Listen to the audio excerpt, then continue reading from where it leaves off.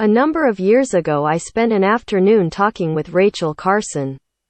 Her book Silent Spring had just appeared, criticizing the indifference of America towards its vanishing birdlife and raising, for the first time, the startling concept that man was not likely to inhabit this star very long after its wildlife had disappeared.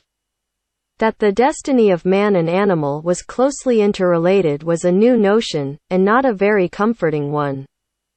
And Miss Carson had found herself attacked by those who saw nothing wrong with killing wild or harmful animals. At one point during our conversation, she made a shy confession. At her marine laboratory near Boothbay Harbor, Maine, she said, she daily removed small quantities of seawater from the tidal pools and made microscopic examination of the behavior of the tiny creatures she had captured. But then, she added almost apologetically, she would return the sample to the sea. This suggested a respect for life that bordered on fanaticism.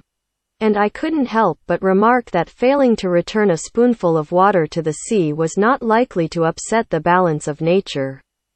Miss Carson then looked genuinely embarrassed.